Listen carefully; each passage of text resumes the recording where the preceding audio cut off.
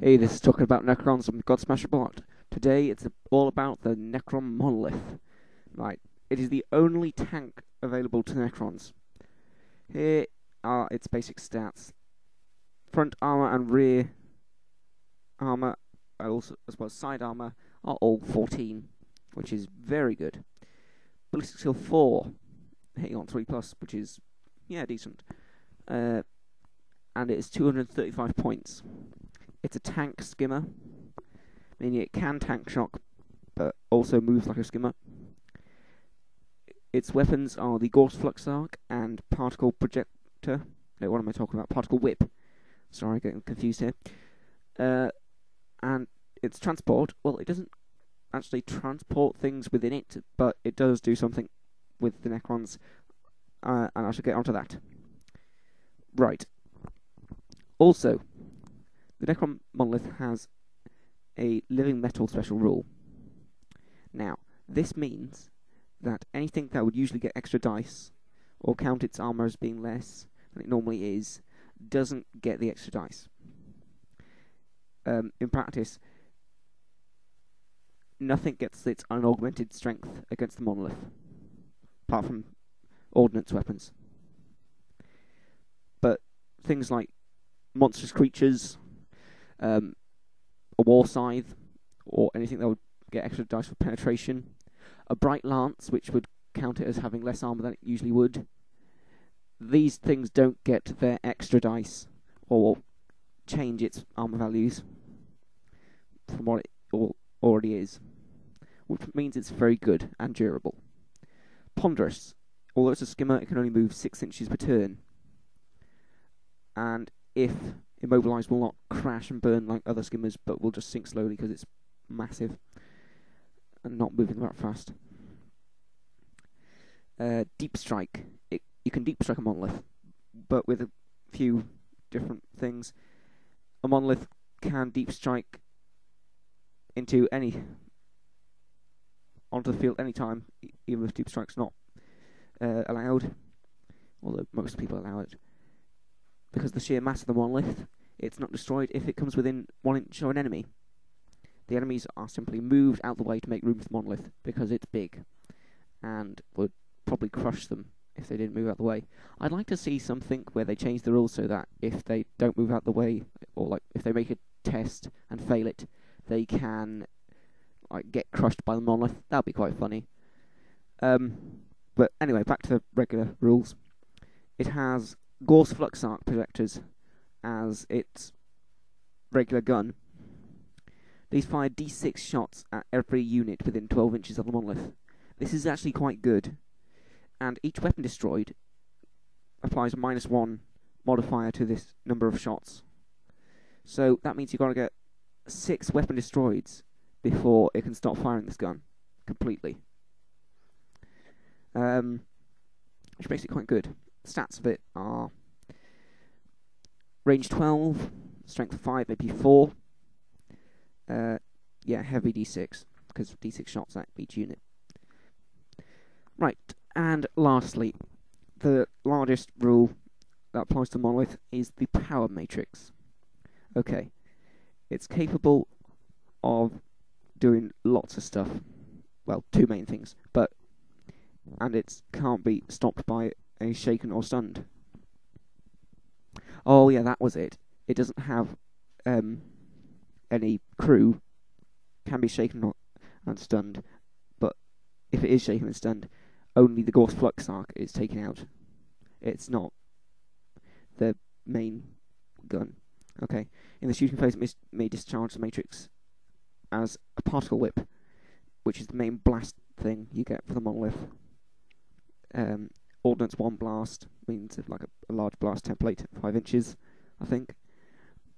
Strength 9, AP 3, but anything under the hole, within the middle of the template, is AP 1, which means it's the focus of the blast. So it makes sense. Particle Whip is range 24, which is quite good actually. Good for horde killing, or anything else actually, because Strength 9, AP 3 kills Marines quite good. Everything under the main thing main hole in the middle of the template is AP1. So place the hole over the leader of the squad, or say it's being led by a special character, put it on that. It can blast the special character to bits and then kill the rest of the squad quite easily.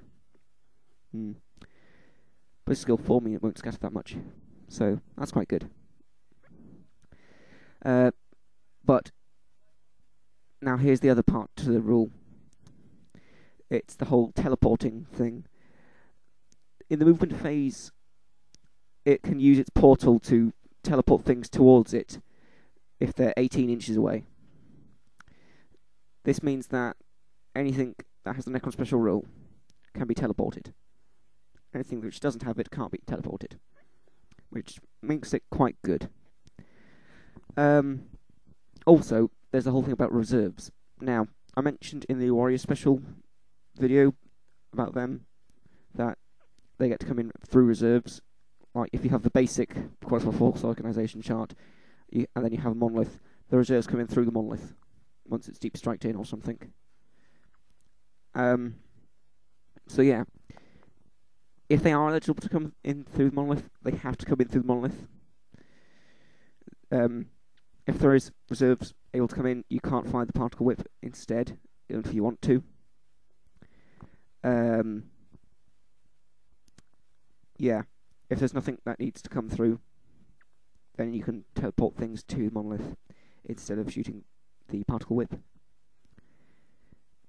Which means that you have to choose what you want to do that turn. You can't just like fire all guns with the big ordnance weapon and then teleport your things out of wherever they are.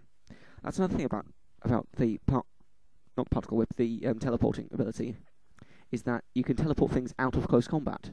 This can save you quite well if you've got some things in close combat that are not doing too well. Say you're against orcs who are mauling you, and then you get the Monolith within range, you teleport them out of combat, then you can shoot a load of things with the Monolith, which makes it quite good. Plus, most orcs are going to die from it. And it's a Gorse weapon, meaning it gets the whole regular Gorse abilities. Now, for all this it's only 235 points, which makes it amazing. Armor 14 all around, even on the rear, and things have to move out when its deep strikes in. This skill 4, it's amazing. It can tank shock, but then seeing as it's ponderous, moving 6 inches, it can only like tank shock 6 inches. It's a tank skimmer. In the new rules that will probably come out next year, hopefully, check out the Catan support group for more details. They might get the tank bit taken off. What you've got to remember with the Monolith is that it's not a kill everything Uber vehicle. It's a support vehicle. It is heavily armoured, but it's still just a support vehicle. You're not going to use it as the focus of your army. That would just be stupid. It has got a lot of armour, but then things are going to be focusing on it. It is very powerful, but what you're going to use it as is a support. You use the teleporting device more often than the Particle Whip, unless there's like loads and loads of people you want to get rid of quite quickly, then it can be good for that. But you don't want to rely on that. It's not... Well, it is very powerful, but it's not something that you want to use all the time to spite yourself for not being able to teleport that unit which you wanted out of combat. Yeah. So the Monolith is a support vehicle. It doesn't have things inside it, but it can teleport things to it and bring things from reserves. It's good for blocking up fire lanes, actually. If your opponent wants to charge you, that you just deep strike a Monolith near to you, teleport something out of combat. It's quite good. That's another thing. You can't do chain teleports. You can't like teleport something with Monolith and move it with Veil of Darkness. You can't do that. Mentioned that earlier in another video or something. Right, that about wraps up all the heavy support choices for Necrons. Here's a picture of some Monolith cake, which I just thought was awesome. I want this cake. Next time, Catan.